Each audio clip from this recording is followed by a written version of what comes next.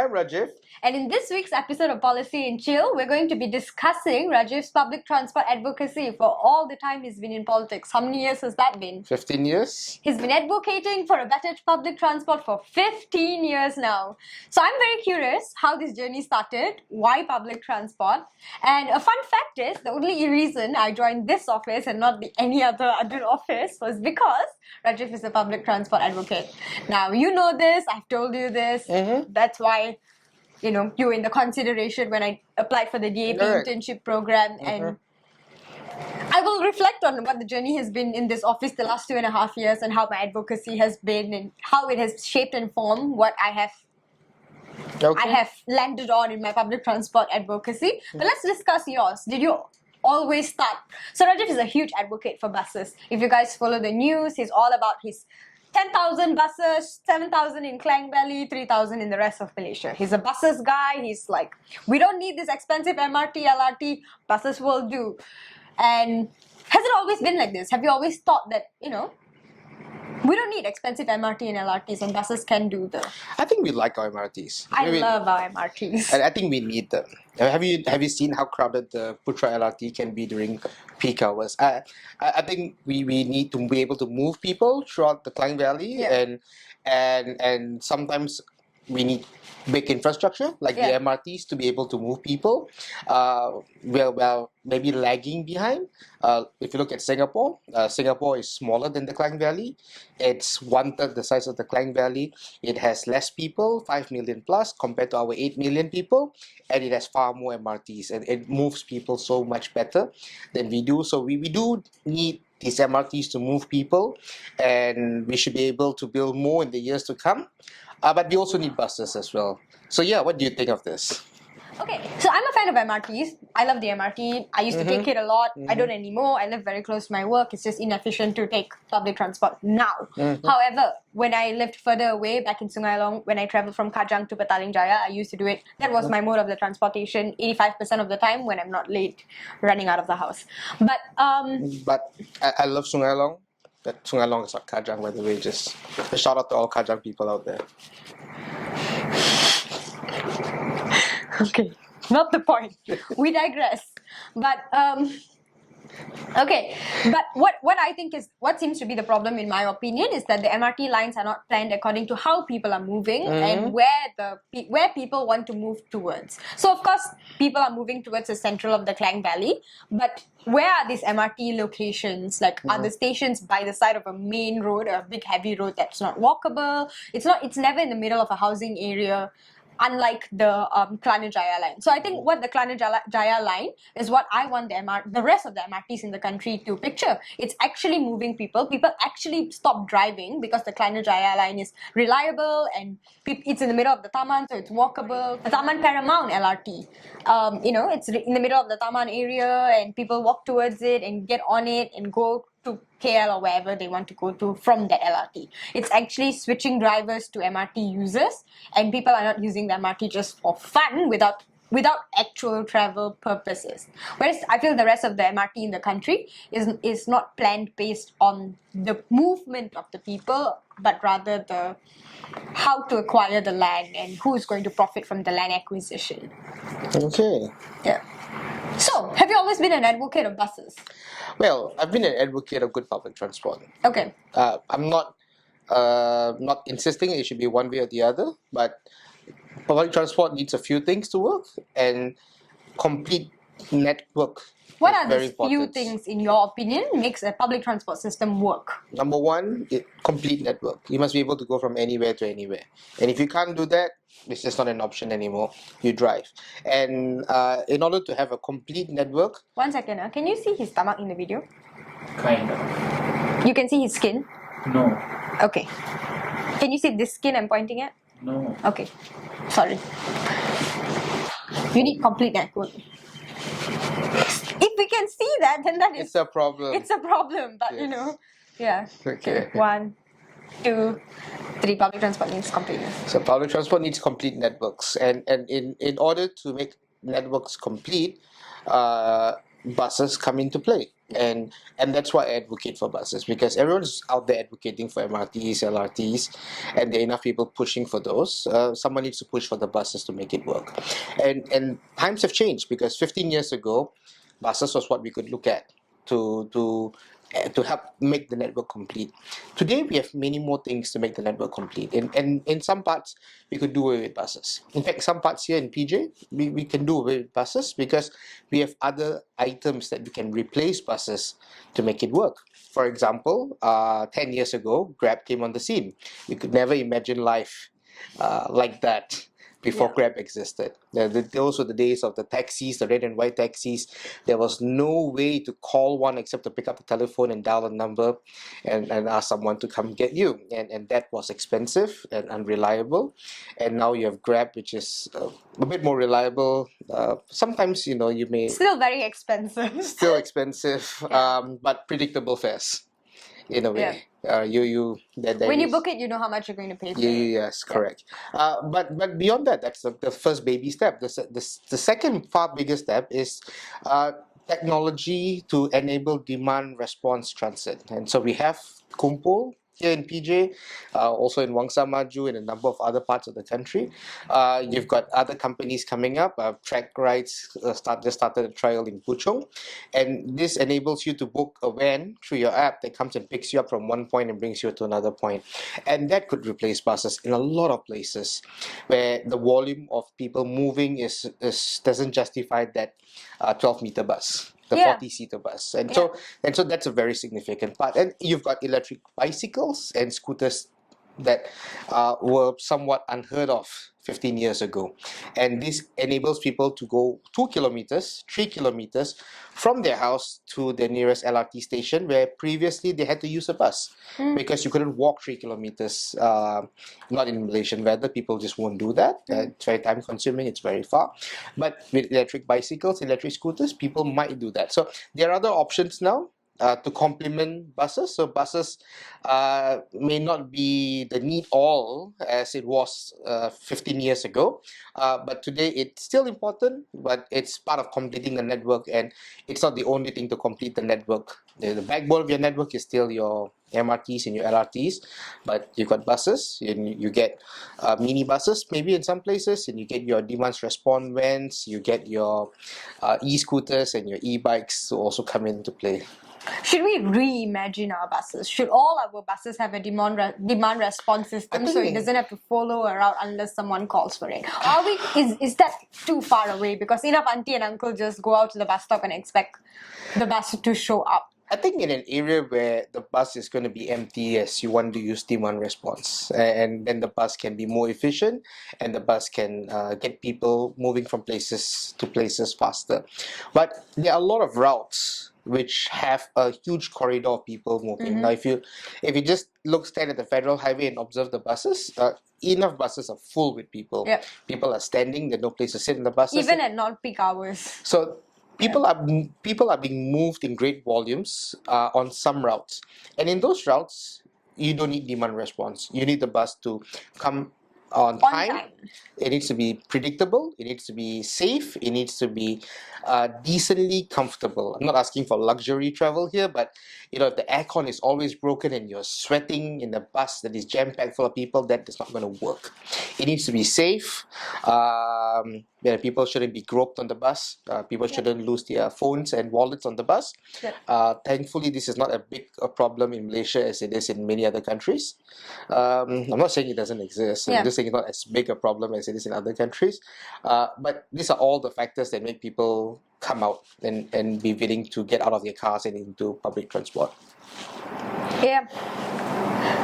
So essentially, if you were on the Public Transport Planning Committee of Malaysia, you would advocate for, trying to understand how people are travelling and for which corridors will need the MRT to transfer people in a bigger volume, and which corridors will need bus routes to transport people in the moderate volume, and for when, people are just a group of 10 people moving and then, a van is sufficient.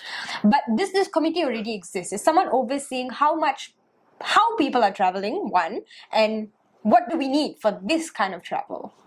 And how do we be adaptable that this travel can change anytime? So we should, make sure that our bus routes can adapt to if people stop If people, eventually 10 years from now start working from home and the only travels is when they go out for lunch or when they go out for leisure and are stopping to commute towards KL Central, then should we reimagine our networks? Because now our networks are very, very concentrated. It's trying to bring people from all directions into KLCC. It should, Yeah. because by and large, in the Klang Valley, Yeah. the largest volume of travel trips are towards KL and away from KL. And so then public transport should cater to that. It must cater to that. It should also cater to every other connection, but it must cater to that. And then you ask me, what if I was in that position? Now, first of all, I feel if I was in the position of being transport planner of the country or something, I think that's closer to the Minister of Transport. But Yeah. but that's like the Minister of Transport, also the Minister of Transport of Land, Water, Air. So what if you were on the Public Transport Planning Committee? If there was one, I don't know if there is one. I should Google it. But I think first of all, what are 3 things you would do if you were on this committee? You're the chair of the committee. first of all, there shouldn't be a national committee. Okay. We should abolish any form of national committees and have local committees. So there should be a Klang Valley one, there should be an Ipoh one, there should be a Taiping one, there should be a Johor Bahru one. There shouldn't be a national one. Okay. Because every city is different. Every city should plan at the city level and that metropolis area that it serves around that core city.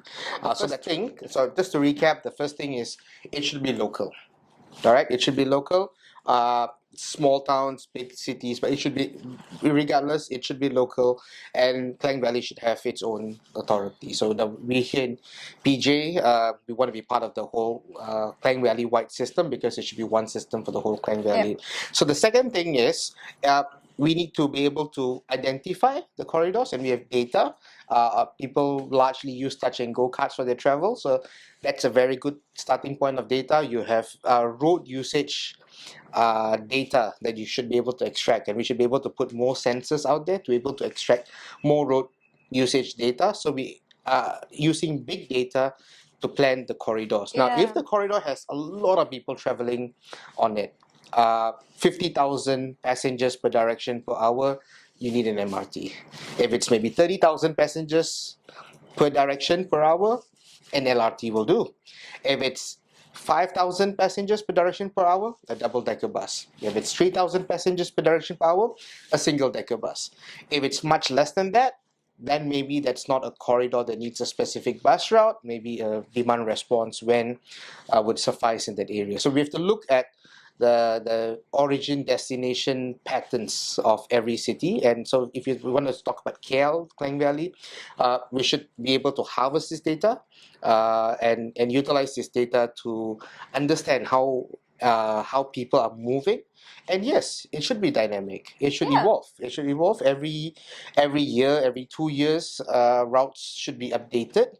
But not too often. You can't be changing bus routes every 2 months. People just get confused. Like, because then it's not how do reliable. I get to work? Yeah, it needs to be reliable. So, but it needs to evolve. What I mean is like evolve over years. Over years. Over years, a 5-year or 10-year period. It should evolve. If people's behavioral pattern change. Yes. So some things should not evolve in 5 years, because you can't build an MRT line today and evolve it in 5 years. So the bigger things are planned for 50 years, 100 years. But the bus routes can evolve every few years. That's not an issue. Yeah. And you need to have reliability and options in the system. So besides buses running on time, what are the bottlenecks that may hinder? Like, if there's one traffic light in that bus, in the corridor, that's always a problem. For example, people in PJ will be familiar with the Jalan Uthman, Jalan Gasing, Jalan Templar traffic light. That one's always a problem during peak hours. So how do we handle that for buses? And I feel that buses, together with ambulances, should have priority at traffic lights which are problematic. I actually thought you had a great idea, but would you like to share the idea you had?